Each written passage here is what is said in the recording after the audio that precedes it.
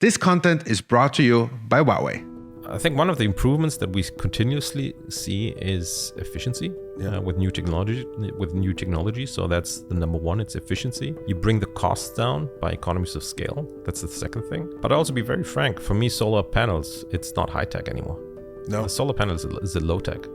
A solar panel is really about those two things, increasing efficiency and bringing costs down due to economies of scale. I think where the music is playing is on the storage side. MPower is an impact and fintech startup dedicated to addressing the pressing challenges of financial inclusion and energy access in emerging markets. Their scalable B2B business model partners with local entrepreneurs to finance and distribute affordable solar power, empowering 1.3 billion potential households and SMEs. With MPower's solution, off-grid and under-electrified communities gain independence from the electricity grid and expensive fossil fuel-based products. Not only does it provide sustainable power, but it also improves their financial inclusion and socio-economic status. Join us as we delve into the journey of MPower, discovering how they combine renewable energy, finance, and social impact to make a difference. This podcast is produced by Video House and sponsored by Huawei. Enjoy this conversation with Manuel, a visionary driving a change in the realm of energy access. I'm your host, Cedric Bollock, and thank you for being part of our community, and let's explore the world of MPower together. So, Manuel, thank you so much for being here today. I really appreciate it, and I'm excited to learn more about MPower and the journey you have been through till now. I think to just get started, I think it's important for the audience to fully understand like what you guys even do. So, take it away and tell us what MPower is all about. Cool. Hey, thanks, Cedric, and thanks for being here. It's great. So my name is Manuel. I'm one of the co-founder and CEO of MPower. In a nutshell, in essence, what we do is we provide uninterrupted power based on solar energy to households and SMEs in Africa. And if you think about the households and SMEs, they are either completely off the electricity grid in Africa, or they're households and SMEs that are connected to the electricity grid, but have power outages on a regular basis, or so-called load sheddings. And that's a huge problem. It's a huge problem for the households and SMEs, and it's also an economic loss. Sure. So that's in essence what we do. We always combine it with a financing solution.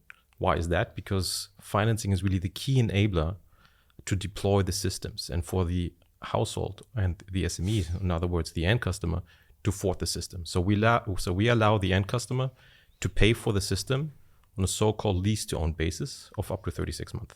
Mm-hmm. So that's in a nutshell what we do, what we started about 4 years ago. So you have different components. You have definitely impact. You have definitely like emerging markets. You have financing, electricity, solar panels. So like it's a lot of different components. Mm-hmm. Tell me, I mean, from what I understood, you also grew up in Europe or in at least for the last couple of years you were in Switzerland. How did you come up with this idea? I mean, let me just tell you a little bit about my journey. So yes. I started my career in public policy.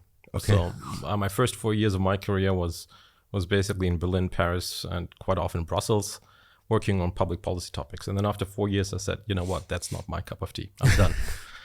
So I went back to grad school. I studied at the Johns Hopkins University in Washington, D.C. What was so bad about it? No, it wasn't bad, but it was just a good experience. And then I said, it's like, you know what, it's not something that I would like to do medium to long term. Or what was it like? Both pace, but just politics in general. I knew that was not my cup of tea. I didn't want to get involved in politics. It's all about networking. It's about relationships.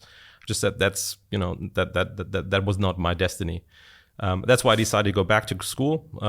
Studied in 1 year in Bologna and 1 year in Washington, D.C. at the Johns Hopkins University. Then moved into the private sector, worked for Deutsche Bank for a while, and moved into management consultancy. And then about 12 years ago, I moved into the solar energy space. And sometimes I'm joking, it's like, and then because I'm stuck in the solar space since 12 years. It's not a bad place to be stuck in. Yes. So I used to work for the largest solar cell manufacturer, and then got the opportunity to open the European headquarters for one of the largest solar companies in the world. Back then, about 11 years ago, the company is called Yingli. Yingli was the third largest solar company. 2 years later, we became the largest solar company. Together with a small team, we opened the European headquarters. That's basically what brought me over to Zurich. What I worked on for the two solar companies in the past was primarily on large scale solar energy projects, so-called utility scale solar projects. We developed a number of projects in the UK, Germany, as well as a large portfolio in Poland.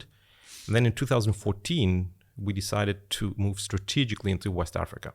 That was literally my first step into West Africa with the old company, having a good corporate life, set up a joint venture in West Africa and Ghana with the same purpose. We would develop large-scale solar projects in the West Africa region. We did it's just Ghana.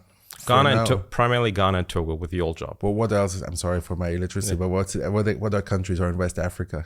So back then, what we did was primarily focusing on Ghana and Togo. I mean, you have the Ivory Coast, which is also pretty. Nigeria is the biggest powerhouse there. But we said back then Ghana would be the focal point for us. In my world, over the last 12 years in the solar energy space, before creating MPower, was my home turf was large-scale solar projects funded by the large commercial banks in Europe, funded by the so-called development finance institutions in emerging markets, primarily in Africa. We did that. We built a nice portfolio. And then we had a local team in Accra in Ghana who basically pushed us and said, listen, let us also look into the so-called commercial and industrial rooftop space. That means going away from the large tickets of, let's say, 20 megawatts, $20 million investment per project, moving to commercial and industrial rooftops. Think about, Coca-Cola, L'Oreal, EcoBank, who basically customer that needs electricity because they have power outages and they have all the diesel generators as a backup. That shifted a bit my thinking away from the large-scale solar projects to smaller ones. And that's when I started to explore the whole topic of decentralized renewable energy and just realized back in 2017, 2018, that there's such a huge opportunity out there in the decentralized energy space. And we are just at the verge of what I would call a decentralized energy revolution in Africa that is based on renewable energies and primarily on solar energy. So that opened my eyes. That was 2017, 2018, coming from large-scale solar projects, and said, it's like, there must be a possibility to set up a smart and scalable business model in that space and tap into that market potential. And let me just conclude, because that market potential is driven in essence by two facts. On the one hand, there are roughly 500 million people currently in Africa that have no access to electricity. But there are many more, what I've just mentioned before, there are many more households and SMEs that are connected to the grid, but experience power outages on a regular basis. So think of Zambia, our first market. In the peak time, they don't have electricity for between 8 and 9 hours. Wow. You don't even have to go that far. I mean, a country that we know much better, which is South Africa. If you go to Cape Town and Johannesburg today, they don't have electricity between 7 and 9 hours per day. It's basically being shut off. So that is just a huge, huge problem. And these people rely mainly on fossil fuel alternatives, that is kerosene lamps.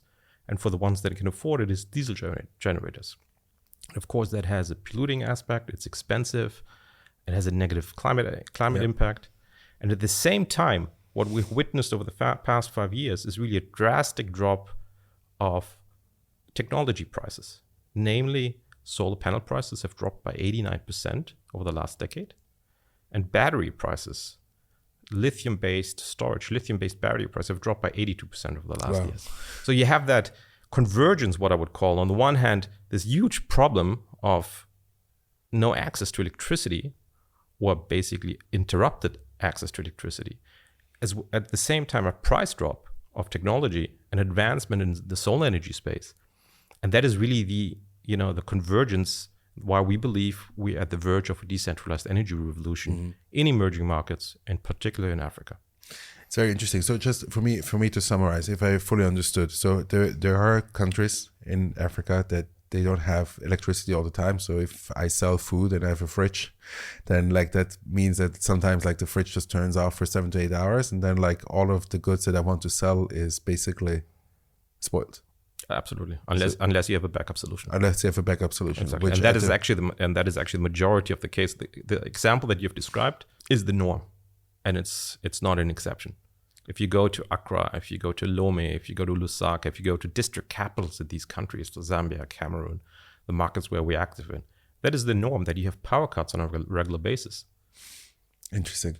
But that's not even talking about whether they're connected to the internet, because that doesn't happen if you don't have any electricity in the first place, I assume.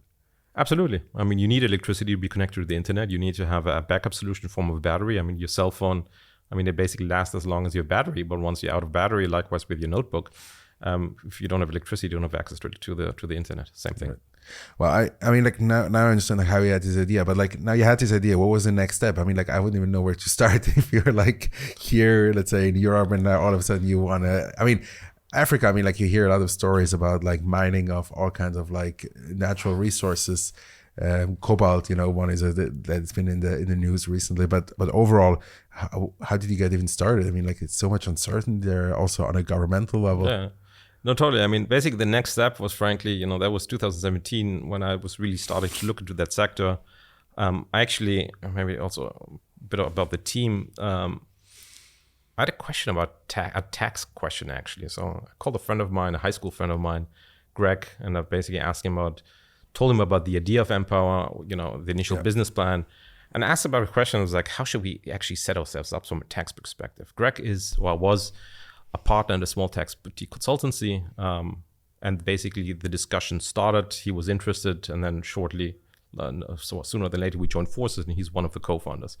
Michael is the third co-founder. His background is in development financing. Yeah. So he had that like me, that Africa experience. I mean, he's worked on consultancy projects for the World Bank, the African Development, KfW, done work in Mali, Uganda, Kenya. So we have those two of us who really have that Africa experience, myself also in the finance as well as solar energy space, Michael in the DFI, in the development financing space. And we had that, what I described before, problem of access to electricity. And then, you know, we thought, okay, what is it what we actually provide? And the initial thinking for us was really providing access to financing to those customers so that the customer has the possibility to pay for the system in monthly installments. But we soon realized that we would actually have a much better value proposition if we don't only offer the financing piece, but if we offer the products. Mm-hmm. So what we decided early on is that we would set up a small sourcing hub in China. Yes. And we would procure, bulk buy, in essence, the products. We would then deliver them to our partners, and I'll explain it in a second. But that's the solar panels. When you talk about products, that's a solar panel. It's even more. It was then a decision or discussion we had. What shall we actually supply? Yes. Shall we only supply the solar panel? Shall we only supply the batteries? But no, what we said, we actually have a much bigger proposition if we basically supply complete packages. That means battery, solar panels, fridges, freezers, television, phones, solar pumps, a lot of productive use appliances, sprayers. So in essence, I sometimes like to say is like the end customer doesn't care whether he or she has electricity. He doesn't give a shit. What he cares, whether he or she can charge his or her phone, whether she or he has light, has a fridge, has a television. That's in essence what the end customer cares about. Yeah. And that was also our thinking where we said, let's also, you know, bundle these together with energy efficient appliances, such an energy efficient freezer. And that is in essence also, just to be clear, this is how we make money. So we make money by selling the products. So that is one key suppliers. We bulk buy, we bring them to our markets where we operate in. The second pillar is really the financing piece. Yeah. What we do is we always combine the solution with a financing solution. So that what I've explained before, so that the end user has the option to buy the system on a so-called lease-to-own basis. And the third pillar, what we do, is our software solution. Mm-hmm. So we decided to develop our software solution in-house, out of Madrid. Why is that? Because we believe that in order to maintain control and really scale up the business, we need to digitize operations as much as we can. So these are in essence the three pillars. So just to recap, it's providing the products in form of solar energy, batteries plus appliances, supporting, or this is then flanked with a financing solution, and the software solution that really allows us to scale up. The next piece, and now also to answer your questions, how do we actually get into the market, is we have set ourselves up as a B2B business. Okay. So we don't go directly to the end customers, but we partner with local distributors, small resellers, small solar installers. That is also why it's so critical for us to have a local team there. So we are now 39 people. Oh, wow. Small team in Zurich, small team in Madrid, and the majority of the team is actually Africa-based. And right. The main purpose of our local team is, managing those local B2B partnerships, setting up partnerships with large corporates, managing our warehouse, because we bring the products into our warehouse, and also setting up financing partnerships with corporates as well as with microfinance institutions. So that's in essence how we decided to enter into the market. Sure, but let's say if I was living in Africa, I would go to one of these distributors, like and say like, hey, I need some solar panels, and they say like, either you buy it or we can finance it for you. And if they finance it, like, it comes from you. It's either comes from us directly, where we take the full risk, or it comes from a partner bank, or as a corporate where they then take the full risk. Mm-hmm. As of today, we fund roughly 35% of all customers directly. The majority of those are funded under a so-called payroll deduction scheme. So what does that mean? In essence, it means that we are entering into an agreement with the employer, and the monthly installments are deducted directly from the salary like of the customers. Salary. Exactly. And why do we do that? Because that significantly reduces default risk. Sure. I'll give you an example. I mean, majority of our customers in Zambia are civil servants. They get a regular salary, and we have an agreement with the employer so that the monthly installments are being deducted directly. We've just closed a deal with a large agri-tech company in Cameroon with the same thing. These are the customers that we are willing to fund ourselves. The other roughly 70% are funded mainly by by microfinance institutions or directly by large corporates. But is there such a thing here in Switzerland or in Europe where you can deduct it directly from the salary? No. I only heard about it from Israel, where like there's certain things you can deduct directly, but no, it's not very common here. But it's pretty common in most of the African countries where you have that scheme, and that's what we are pushing. That is what we're pushing for. Because if you think about our business, if you think about it, let's say, in my opinion, there are two keys or there are two nuts that we have to crack, right, in order to succeed. One topic is last mile distribution, because that is the biggest. That is one nut like that the we actual installation on the rooftop, actual distribution of bringing a product to the end customer that is in a small village or district capital somewhere in Cameroon or Togo. We do that by partnering with last mile distributors, by partnering with local B2B partners. And the second piece, what we just talked about, is really getting access to funding and making sure that the risk is mitigated. And once you have cracked those two nuts and you have your channel into the market, then really the market opens up. And you can, in essence, really push your products through it. Yeah, for sure. And that is our vision. I mean, our vision is not to stop with solar energy. Our vision is, once we have that distribution channels, really become a leading provider of clean energy solutions. And not only the solar energy space. If I'm just trying to think again, like from a perspective of, like, say, a business owner, one or two fridges, how much solar panels, square meters, do you need to like? Well, I'll give you an example. So the product that is actually selling quite well now is what we call, it's called the Elephant. It's basically a bigger system. It's a 3 kW system with 2 batteries. We sell it for roughly $4,500 on a cash basis. Okay. So just to give you also price perspective, about 5-6 years ago, that system was roughly $12,000. Wow. So that's where prices race to the button. price have and that it's also psychological difference if you pay above 10K or if you pay the 4,500. You roughly need 6 solar panels for that to put it on your roof. And with this system, we're really targeting what I would call the emerging middle class, upper class households and SMEs. Right. Mm-hmm. Interesting. So tell me, like, just to get a little bit of a sense of, like, how much have you deployed already in the last, I don't know, since 2018? Exactly. So we started the business back in 2018. Our premise was get traction as soon as possible, like get your proof of concept. So we started in Zambia. Then 9 months later, we actually moved into Cameroon as our second market. It was a decision that we took, that we wanted to show that we can actually replicate that model to other countries. And then roughly a year later, we then moved into Togo. So these are our three markets. Just to give you a few numbers. I mean, as I said before, 39 people.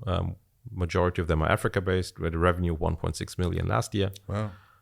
Planning to hit 2.5 million this year. More than 40,000 units deployed as of now. More than 20 distribution partnerships. And for us, it was really, getting traction, making sure that we can scale, have the business model, run. And now it's all about execution. It's about making sure that the companies run as efficiently as possible, execute, and reach profitability as quickly as possible. Mm-hmm. So we are already profitable in Zambia on a country level. We are already profitable in Cameroon this year. on a country level, and we expect to reach profitability on the topco level at some point next year, basically. According to our plan is right. Exactly is basically first half of next year. I mean, it's always interesting to hear. Like now, I mean, like personally, also when discussing or talking to investors, they always say like you need to first reach 1 million in revenue, especially now with the environment that has changed a little bit. Like they all want to see. So congratulations for reaching that 1 million annual revenue. Yeah, and there was also a change for us. I mean, we have always said it's like, listen, growth. But then, especially after COVID, we said it's like, no, let's actually change the strategy a bit. And it's like, first focus must be profitability. Tell me, like, what does your fundraising history look like? We raised roughly a half amount, plus minus the same amount in equity and debt. Raised a total of roughly 6 million. Yeah. What is key actually, we are just closing a $2 million working capital facility that's debt with a large development financing institution. And that is coupled, or it's actually this, with another working capital solution from Inox Capital. It's a Geneva-based impact investor. It's public. Okay. That's why I can mention it. Yeah. We've just closed those 2 working capital facilities. That's great. And that was always our biggest hurdle. Working capital has been our biggest hurdle because we always saw demand is actually much higher than supply. And now that we have secured this working capital through debt, we can now buy products. We can push the products. That's why we're basically back on this. We're now looking to raise our Series A round. Sure. Starting after the summer, basically. Right. Tell me, I mean, like, what's? I'm just out of curiosity because you seem to be an expert in solar panels. Is solar panel really like the most efficient, the most, let's say, sustainable way to create power these days? Is there, like, would you say? I remember just like Elon Musk was mentioning once about like that, for example, for Tesla cars.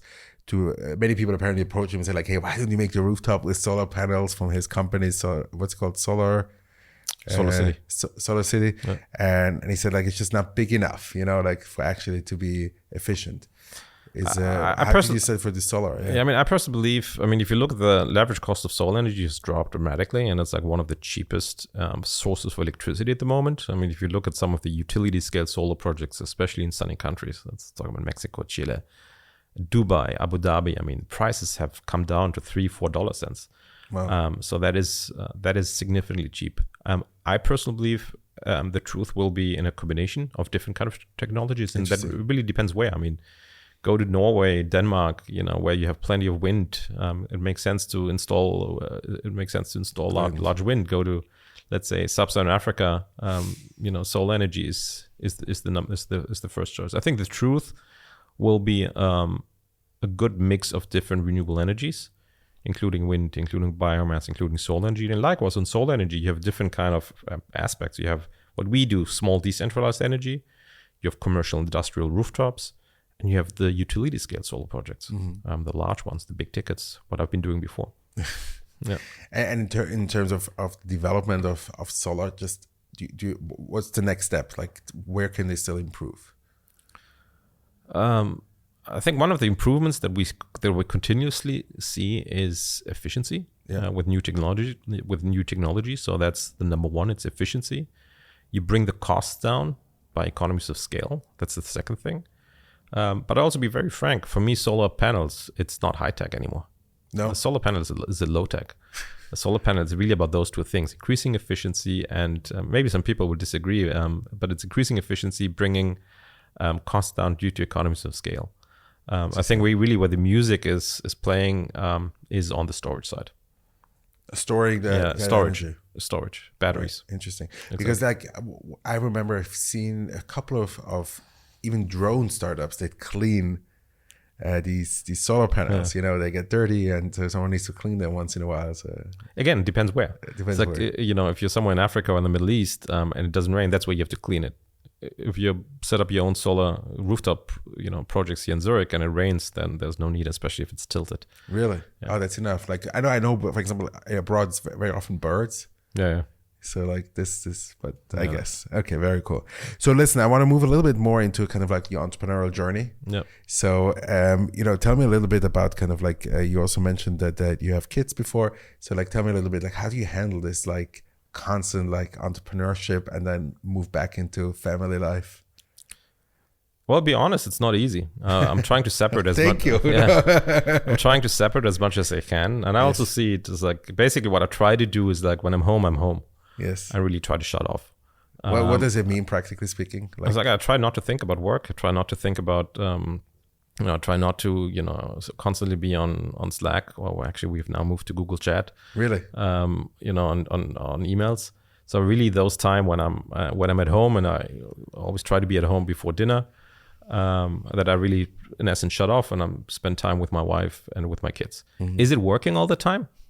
No, especially if you are like, if there are problems arising, you always have like that mind. But it's something that I feel like you need to put your efforts into it. You need to work on it, and that was also my own experience. You need to work on it. I also think that's an advantage that that founders have with kids, because they have that opportunity to really shut off when they're at home and see the families. Yes, for sure. Yeah. Yes. I mean, like I can tell you, like I need a physical distance to my phone. If I see my phone, it's not good. Yeah. Like I need to be really, really separated from it. Tell me, when you look at your leadership now with your team, which already, is not only, I would say, very diverse in terms of cultural background, but also very remote. How do you handle the leadership? What is kind of like your key values when you're leading the team? I think one of the key also to success, in our case, it's in essence two things. On the one hand, I've always said if you want to be successful in emerging markets, and particularly in Africa, you have to be local. You can't do business out of Zurich and do business in Africa. So one thing is have a strong local team and build up. How often are you there? Well, I try to be there 3 to 4 times a year. So in essence, every quarter. Of course, during COVID, it was a different thing, but that's basically my aim. My co-founder, Michael, he doesn't have any kids. So he's a bit younger than I am. So he's probably traveling like 50-60% of his time. He's on the ground. But I think really what we've achieved, and was also supported during COVID, is like we have managed to build strong organizations. And I think that is one of the keys. Mm-hmm. Build strong local leadership teams that have built or that are building their own organizations at the same time.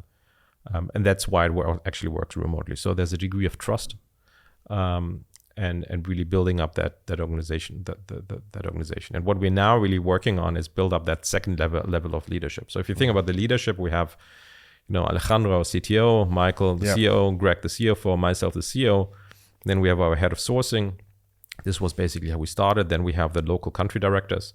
That is in essence the leadership team. And now we're slowly but surely also making sure that we have, we're building that second level. Mm-hmm. And then we have, identified our core values that we're trying to push, and goes a little bit to what I said before. Is like what is really key for us is now running the business as efficiently as possible. Mm-hmm. Tell me, I mean, I believe that success has many dimensions. It's definitely not like 2D or like just like one thing. How would you define success for yourself? I think in our case,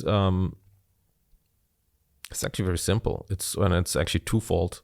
On the one hand, building up a scalable, profitable business. And if I talk about profitable, that's why I mentioned before, is like reaching profitability next year, and a business that you can scale up, and at the same time have a clear impact, have a clear positive impact. And that's what we do on a day-to-day basis. And that's why I personally believe that's why we also manage to attract talent, because of the business, what we do. Mm-hmm. And we have the impact on our regular basis. I mean, we have the climate impact, we have the social impact. We provide electricity to households and SMEs. We use the same system. I mean, just a side note, we have now electrified health centers in rural Africa using the same elephant system that I was talking about before. So in essence, using the same technology as we would use for, let's say, an upper middle class household in Accra. We use the same technology to electrify health centers. Mm-hmm. And that is what also drives me personally. Also speaking on behalf of the team, that is in essence what drives us. That combination of profitable, scalable business with a high impact. But are you measuring this impact somehow? Like, can you? Yeah, we do. Yeah. How do you do that? I mean, we have our measurement. We basically have our key KPIs, and part of those KPIs are also impact related. We also have to, because some of the lenders, they request to do it. But it's always, honestly, it's always a balancing act. You don't want to spend like a full-time employee. You don't want to spend like hours on measuring this impact, because at the very end, you want to focus on the business. For sure. Now you mentioned the success dimension on business. Mm-hmm. Do you also have like maybe other areas in your life how you would define success? Yeah, I think, I mean, again, I think it's twofold. Is like, you know, making sure that whatever you do at work fulfills you. Yeah. Making sure that you actually generate an impact, not only in terms of like impact that, what I mean is like not socially and climate, but also impact that whatever I do personally in the business, that I have an impact on MPower itself, on the business. I think that is also success. Mm-hmm. As soon as I feel that my impact on the business is actually being reduced, then it's actually time also to think about, is it really necessary for me to be there? So I think it's both, again, it's like, you know, this impact on the business, making sure that you actually enjoy what you do, because otherwise I don't think you're good at work. And at the same time, success, also making sure that you have that divide between your personal life, making sure that you're there for the family, and your professional life. Mm-hmm. Mm-hmm. Interesting. Tell me about, I think that very often for me, what's very challenging is when you're in this daily grind and, you know, switching between family and the business and forth and back, sometimes the self-development and personal growth is like very difficult, at least for me. Mm-hmm. Is there anything where you would say like, you know, like that has helped you in the last couple of years, you know, to actually, you know, also develop yourself beyond the business? I think I've grown as a father. Put it simple. Yes. I've grown as a father, with the responsibilities, you know, with basically, you know, change of life, and like anyone who tells you that, you know, things will not change with kids, I can tell you right now, it's a lie. It's a lie. Because things will certainly change. So I think on a personal level, that's certainly what has driven me. Yeah. I think what is certainly, you know, cutting short, at least like personally, is like all the other activities. Because the main activities that I'm currently focusing on is actually family and is actually work. Mm-hmm. So I think this is certainly what comes a bit short. But I think that's also usually if you have like 2 small kids that you would also like to enjoy. And what I'm trying to be is like, I don't want to wake up in 10 years from now and basically say, oh shit, I've actually missed how my kids are grown. So that's why I'm still trying to put quite a focus on this one. Sure. Maybe kind of like to wrap up this whole episode, like, is there any place you go specifically, whether that's physically, digitally, or however, to get inspiration? Like any podcast you're listening to on a regular basis, or books, or a book you can recommend? I mean, what I try to do, I mean, this is just, I mean, I wouldn't say inspirational, you know, like while walking to work, I just try to listen to some podcasts. Yeah. Like one of my favorite podcasts, but this is just like a 45-minute news show. I used to like it at universities for Ritza Korea, which is basically on CNN, and he just does nice interviews, and it's short. I mean, my walk to work is short, so that's why I can do it. Yes. Yeah. Very good. So thank you so much for being here. I really appreciate it. And I'm excited to see, you know, how you continue and to be part of your journey. And I wish you a lot of success. Cool. Hey, thanks. And thanks for being here. It's great to be here. Thank you.